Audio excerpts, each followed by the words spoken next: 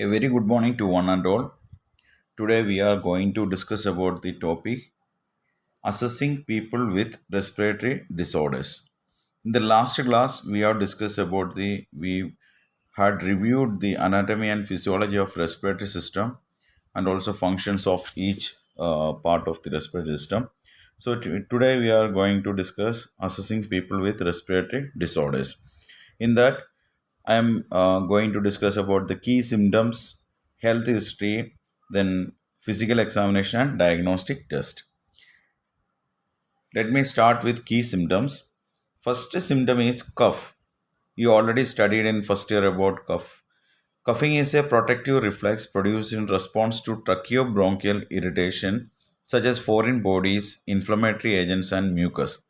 So coughing is a protective reflex. Whenever a foreign body or a inflammation, or in case if there is any inflammation on the mucus is occurring, that time coughing is occur in our body. So it is a protective reflex. It may be described in terms of moisture, frequency, regularity, pitch, and quality. So in the physical examination, while you are assessing the symptom, we are always assess the cough in terms of moisture, whether the cough is dry or moist, the frequency, how much frequency is there, then regularity, then pitch, or any abnormal sound during coughing, and also quality. Second one is sputum. In the sputum, the average adult pulmonary system produces approximately 100 ml of mucus per day. So, in a adult person, in a day, around 100 ml of mucus is producing normally, and even in case of excess mucus, that is expectorated as sputum. If it is excess in production, that we can call it as sputum. So the both of the symptoms you understood.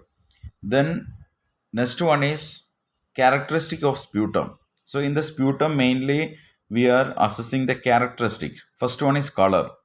In the color we can identify different colors are you can see in the sputum.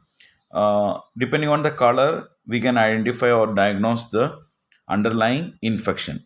In that first one is rust color. Rust color means you can see in the steel rods and or the constructing in constructing area we are using rods for pillars and all. So in the rods you can see in a particular color. It's a dark brown color. So it is a called rust color. So rust color shows pneumococcal infection. If pneumococcal infection is affected, then you can see the rust color. Second one is brick red color. So it shows Klebsiella infection.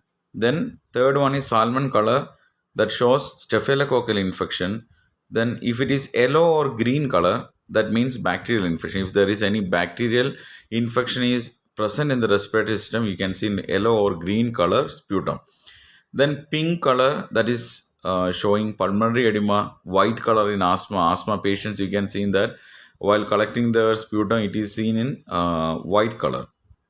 Then gray color, that is bronchitis. Brown aspergillosis. Then chocolate color, that is amoebic abscess. Any amoebic abscess is there in the lungs, you can see in chocolate color. Then red sputum or saliva, that is seen in rifampin use. Rifampin is a medicine we are using for tuberculosis.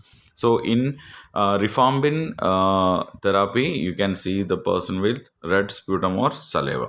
So these are the characteristics of the sputum. Next one, consistency. The consistency of the or the appearance of the sputum. So if it is frothy, then it is called pulmonary edema. Then mucoid or sticky. If the sputum is sticky or mucoid, then bronchitis.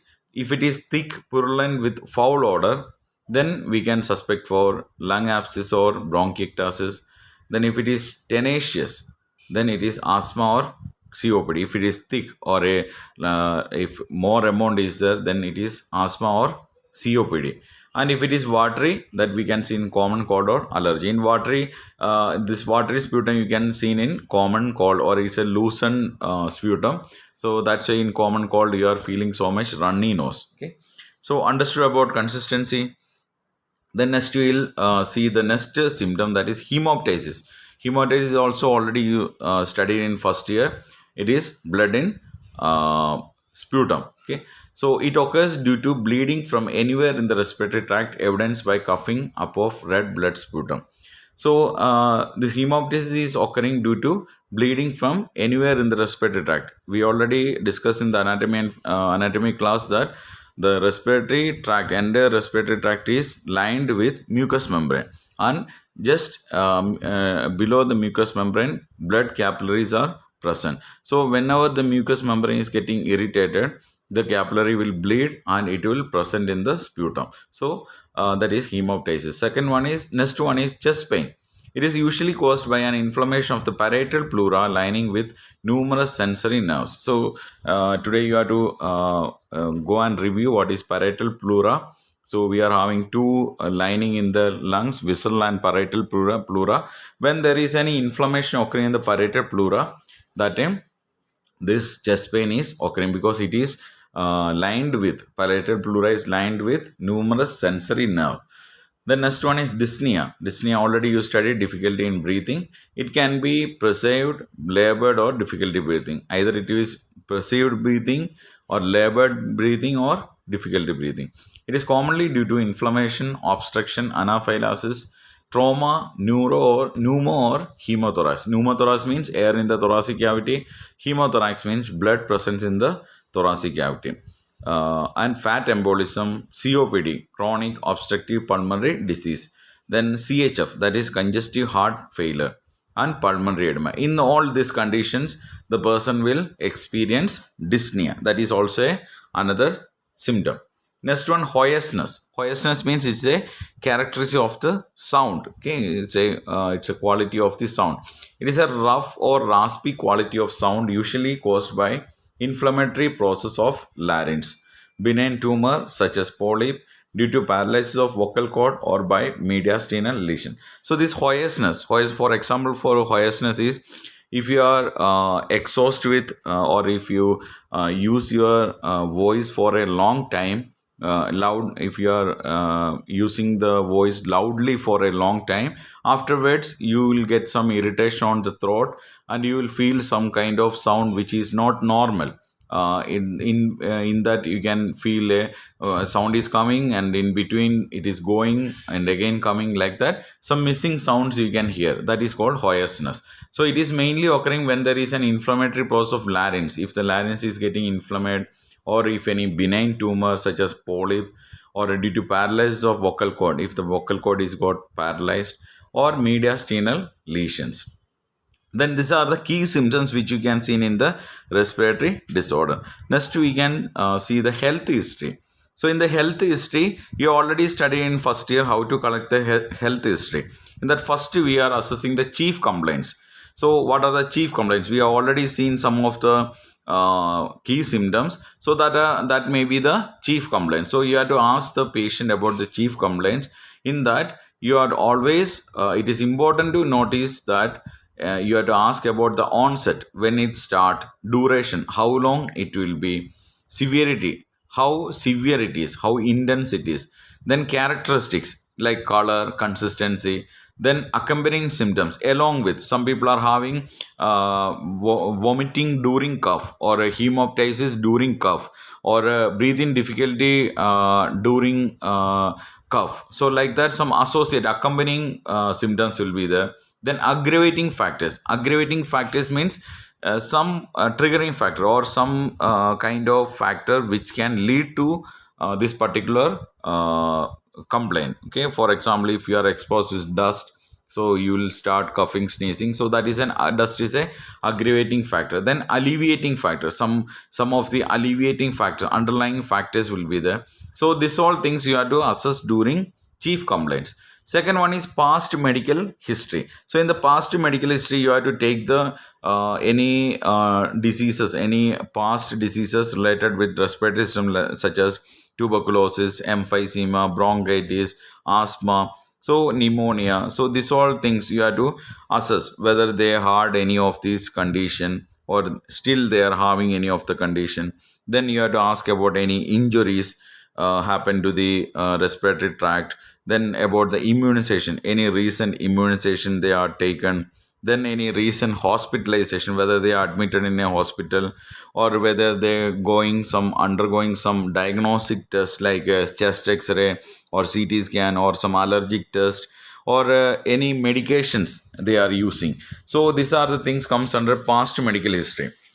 Second one is family history. There you have to assess about the any hereditary factors behind the patient condition, whether any tuberculosis patient is there, anybody is having COPD or allergy. Okay, this all things you have to collect. Then social history, in that mainly habits, about their habit, whether they are having a habit of using tobacco, alcohol, or any kind of drugs, okay, recreational drugs, or another thing is whether they are having or they are doing a regular exercises, okay, or which kind of exercises they are doing, and what about their diets, whether they are taking proper nutritious diet or what kind of kind of food they have eaten.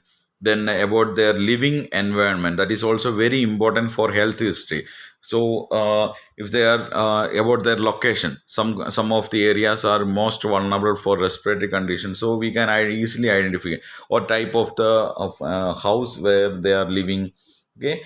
Then about their occupational settings, whether if they are doing some profession, then you have to ask about their working environment, because some of the industrial or occupational factors will be there underlying this respiratory condition. So in order to identify, we have to ask this history. So this all about the health history. Next one is physical examination. So I think all of you familiar with physical examination, because first year already you have studied about physical examination. So I am just briefing about it. So in that respiratory condition, first is inspection. There first you have to inspect about the signs and symptoms of the respiratory conditions, like any wheezing, any dyspnea. We have already discussed. Okay. Then second one is color, any color changes. Then respiratory ratios. Normally we are taking respiratory for one inspiration, one expiration. So that is a respiratory ratio. So you have to assess whether it is 1:1 or 1:2 or 2:1. So that you have to assess. Then speech pattern. So whether they can able to complete the sentence, or the how many words they are using while talking in between the breath. So you know that when we are talking, we are holding the breath. So how long they can hold the breath while talking, so that depending on the respiratory efficiency. Then head and neck inspection, you have to inspect their head and neck, that is very important. So anatomical inspection also you have to do, and also you have to inspect on the nose region, so you can identify any abnormalities. Then chest wall configuration. So chest wall configuration you already studied in the first year. There are some normally we are having transverse diameter, that is twice size of anterior posterior diameter, that is 5:7 to 1:2. That is a normal ratio or a chest wall configuration, that is transverse diameter. So the abnormal are barrel chest, funnel chest, then you can see kyphoscoliosis, then pigeon chest. Another one is pigeon chest. So these are the abnormal chest wall configurations. You have to assess whether the patient is having any abnormal chest wall configuration. The next one is breathing pattern. You have to observe the breathing pattern. That is, what is a normal respiratory rate?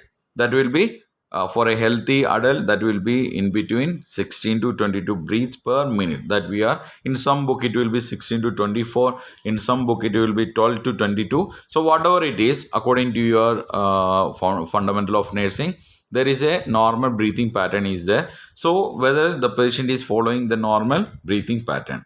The next one is examination of extremities. That is also very important. So in extremities, you can identify whether any cyanosis, bluish discoloration, and usually in respiratory disorder patients, when you are assessing the fingernails, you can see a clubbing of finger, that the tip of the finger is it is little bit bent downward. Okay, it is downward to the skin because of the lack of oxygen. So that particular condition or that particular symptom we can call it as sign, we can call it as clubbing of fingers. So you have to assess whether the patient is having clubbing of fingers. Okay, that is mainly occurring when the person is having COPD or cystic fibrosis, bronchiectasis, or any congenital heart defects. Okay, so any condition which can lead to cyanosis, in that particular condition patient will show clubbing of fingers. So the conditions we will discuss in detail. So this is just a briefing only. Then third one, next one is in physical examination, that is palpation. Already you know what you mean by palpation. So in respiratory, we are mainly palpating the trachea. So for palpating the trachea, we can check abnormalities including masses, crepitus, and deviation. I think you know how to do the palpitation. So in trachea, you have to place your thumb on opposite side of the trachea. Okay, opposite side of the trachea, you have to place the thumb and you have to assess whether the trachea is at the midline or there is any abnormal masses in between the trachea. Okay. Then next one is chest wall, palpation of the chest wall. So mainly here we are palpating the thoracic muscles and bony structures. So we have to identify whether any tenderness, any bulging, or any pulsation, abnormal pulsation, crepitus, or swelling, or variation, tactile firmicutes. What do you mean by tactile firmicutes? It is a vibration perceptible on chest wall while the patient is speaking. So when you can also assess on your chest wall when you are speaking to something. So or when you are start speaking, you can or during the time of speaking, you can feel a kind of vibration on the chest wall. So please keep your arm on your or your palm on your chest wall, and you can now itself you can feel that one. When you are keeping on the chest wall and talking, that time you feel a vibration, that is called tactile firmicutes. So it is normal in normally you can assess that one. So you have to palpate for tactile firmicutes. Then next we will go for percussion. It begins at the epicus and ends at the base of the lung. Percussion, we have to start from the epicus and ends at the base of the lung. So for epicus and lungs, it will be clear when you are reviewing the anatomy and physiology.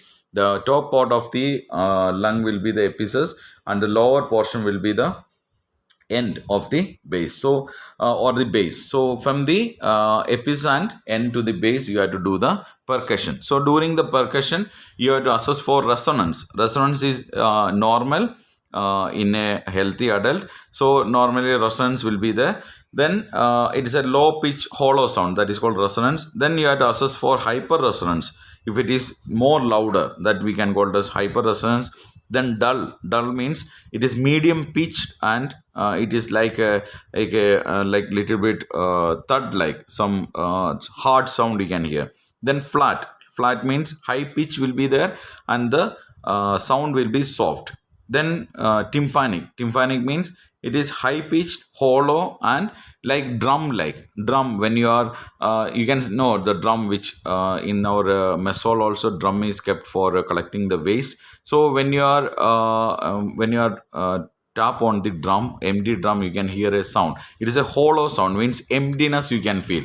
Inside nothing will be there. So an empty feeling will be there, and high pitch sound will be high, and it is drum like sounds. Okay, so these are the things you have to identify during percussion. Next is auscultation.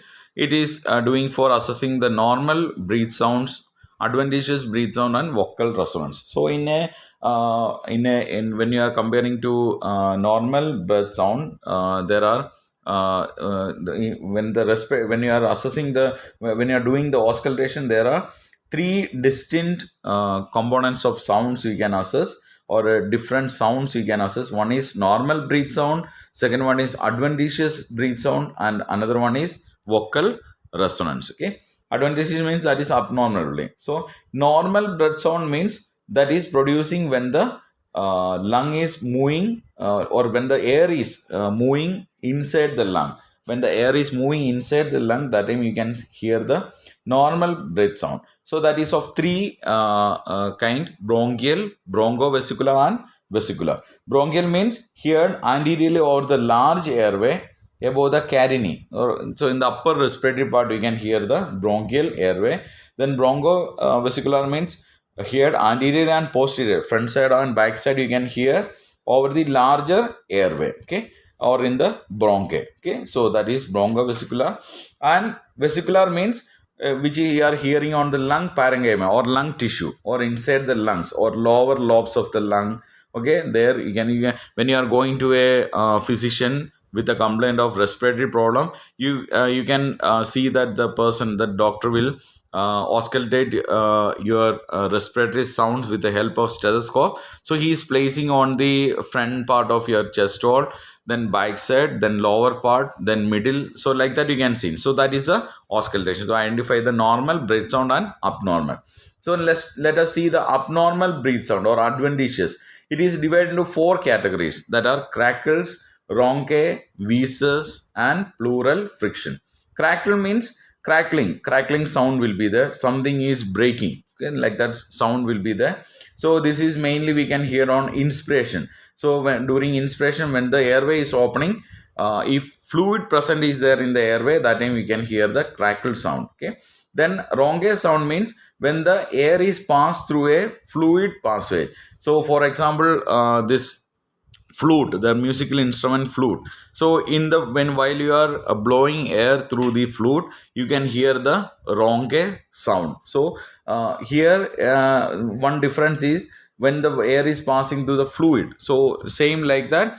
When for example, if you are taking some water in a pipe, and if you blow through the pipe, okay, half filled with water, and you have to blow air through the pipe, you can hear a ronque sound. Or in the river side, or in the side of the river, you can hear the same sound when the air is striking over the water. Okay, when air is striking over the water, a particular sound is coming, that is called ronque sound. Or the same thing you can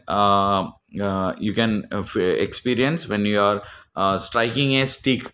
Don't touch on the water, just you have to strike just above the water level, so you can hear a sound, that is called ronque sound. Then another one is wheezing sound. Wheezing sound means, for example, it is like a musical sound, like a whistling sound.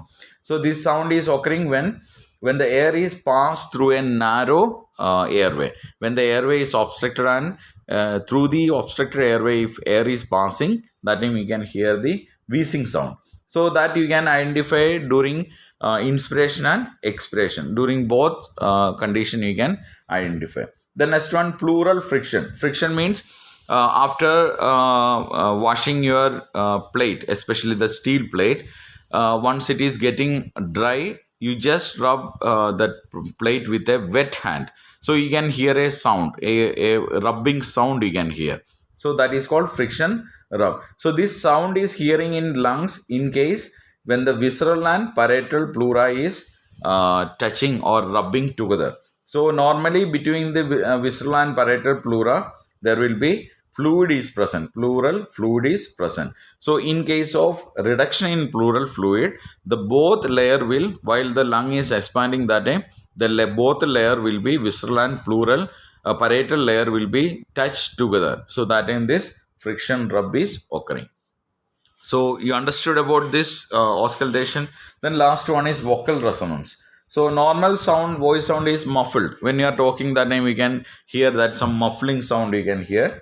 So vocal resonance means that is louder over larger airways, and when it is going to the peripheral lung field, it is reducing. So that is called vocal resonance. So that also you can identify. Okay. So these are the things comes under auscultation. Then next we will go to the diagnosis test. So we know that in order to identify a particular disease condition, there are so many diagnostic tests will be there. So in respiratory condition also, there are some specific diagnostic tests are there. In that, first one is chest X-ray or chest radiography. It helps to screen, diagnose and monitor disorder and abnormalities, visualize chest cavity and its contents. So why we are taking chest radiography or chest X-ray? It helps to screen out, diagnose and monitor disorders and abnormalities. If there is any disorder or any abnormality, that we can identify with the help of chest X-ray. It will help to identify the anatomical position, shape, structure, and size of the organ. Okay. Next one is sputa examination. Sputa examination is of in the sputa examination we are mainly assessing its culture and sensitivity. It helps to identify the organism. Then acid fast studies. So as acid fast studies mainly we are doing in tuberculosis condition. It will helps to identify whether acid fast bacilli is there or not. Then cytology study will be there if there is any suspected lung tumor or cancer. In order to identify or in order to study the growth of the cell, we can go for cytology study. Cytology means cell study. Okay, so these are the three things comes under sputum test. Then next we can see pulmonary function test. So that is very important test in respiratory disorder, mainly lower respiratory disorders. This test we are doing to obtain information on lung mechanics and lung volumes. Okay, in order to identify the lung mechanics and lung volume. In short, we can tell it is a test we are doing to identify the efficiency of the lung, whether the lung is working properly, or how much oxygen they can receive, or how much carbon dioxide they can expel out, or how much amount of gas they can remain in the lungs. So that efficiency, so capacity of the lung we can mainly study through this pulmonary function test. So you can go through Google and you can identify there are some sub tests will comes under pulmonary function test that you can refer. The next one, ventilation perfusion scan. So that is another scan we are doing, same like MRI scan. Here we are assessing the lung ventilation perfusion, how much amount of oxygen is receiving and how much amount of gas oxygen is exchanging to the blood circulation. So that particular thing we can assess with the help of ventilation perfusion scan. To assess lung ventilation perfusion also helps to distinguish parenchymal disease. This test helps to identify whether lung tissues is working normal or not. So this is about ventilation perfusion scan. Next we will go for pulmonary angiography. So before that I will tell what is angiography.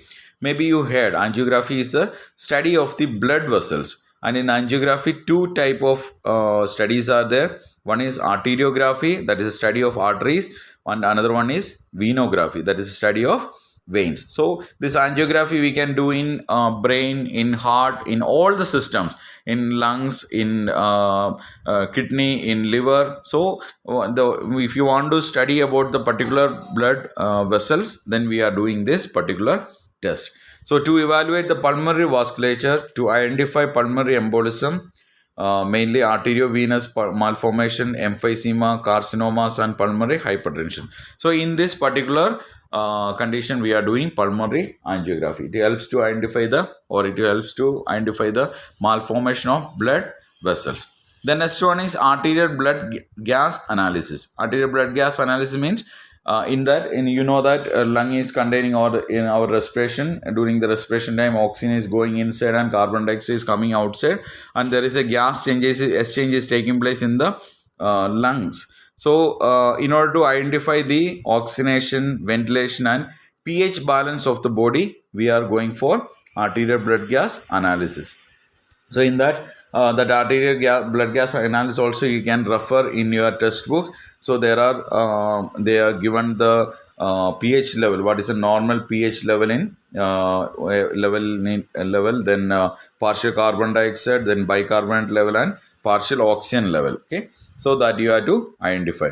The next one is bronchoscopy. I think you heard about bronchoscopy. It is a procedure helps to direct visualization of the larger airways or bronchi. So that's why we are doing bronchoscopy. So it is a diagnostic tool in visualizing bronchial lung tissue to collect specimen for culture and cytology examination and evaluating bleeding and tumor. So these are the purpose or uses of bronchoscopy. So bronchoscopy helps to identify the any kind of bronchial lung, any kind of obstruction or any kind of tumor presence, and it is also using for collecting the specimen for cytologic test, culture and cytologic test, and also helps to evaluate the bleeding and tumors. So that is the main use of bronchoscopy. The next one is lung biopsy. Maybe you heard about biopsy. So biopsy, we are collecting the tissues and we are sending for microscopic examination for identify any abnormal cell presence. Okay. So here also we are obtaining a lung tissue sample for microscopic examination. It may be obtained during bronchoscopy, percutaneously, and by open lung biopsy. That are the main methods to collect the lung tissue samples. We can go for bronchoscopy as we just discussed above. Bronchoscopy helps to collect the tissue samples. Then percutaneous. Percutaneous means through the skin. We can, with the help of a needle, we can directly we can take the lung tissue and by open lung biopsy, okay, directly with the help of the it is a less invasive method.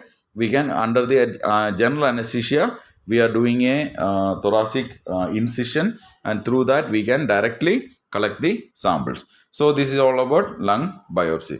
Next one is thoracentesis. Last year you have studied about thoracentesis.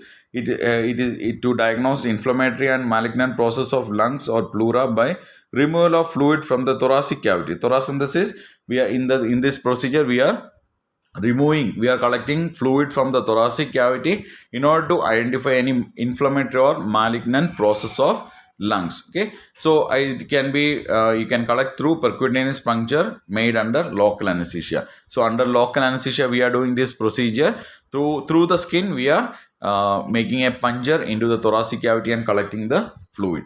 The next one is CT scan. CT scan, it is like X-ray. The difference is it provides a three-dimensional image when comparing to the X-ray.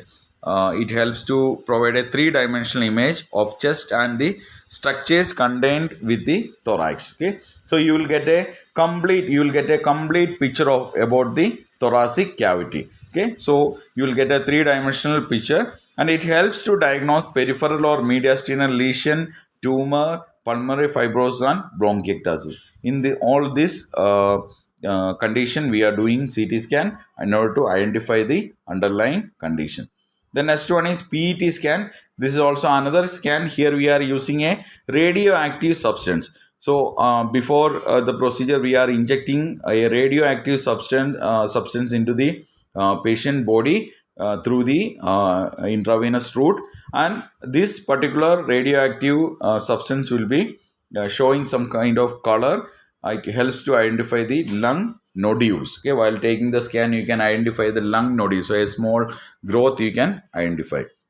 Next one is skin test. Skin test, maybe some of you undergone skin test for allergies and all. This is also in a lung condition. Also, we are mainly doing to identify any infectious disease, or in case of tuberculosis.